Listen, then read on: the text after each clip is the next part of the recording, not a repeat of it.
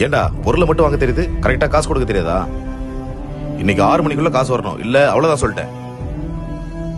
டேய் யோகா, அண்ணே நேரா சரவணம் கடைக்கு போ.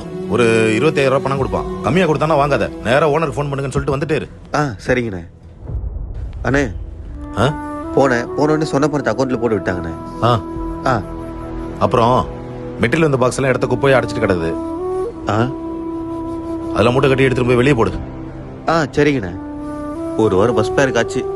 ஆனா நான் கைலாங்கல்ல தான் போட்டேன், குப்பை தொட்டில போல அண்ணனுக்கு தெரிஞ்சிச்சுன்னா என்ன தப்பா நினைச்சிருவாரோ. எதுக்கு ஒம்பு, அவர்கிட்டே கொடுத்துருவோம். அண்ணே அட்டையை குப்பை தொட்டில போடாம கைலாங்கல்ல போட்டேனே, பணம் கிடைச்சது. அதான் உங்ககிட்ட கொடுக்கலான்னு. அந்த பணத்தை நீயே வச்சுக்கோ. தேங்க்ஸ்ண்ணே. டேய், நான் கராரா பேசுவேன் தான், ஆனா எல்லார்கிட்டயும் இல்ல. இந்த பணத்தை ஒழுங்கா கொடுக்காதவன், கொடுக்கற காசை கம்மி பண்ணி கொடுக்கறவன் அவங்க கிட்ட மட்டும்தான். இந்த விஷயத்துல எல்லாம் இல்ல. இனிமே இந்த மாதிரி பண்ணாத.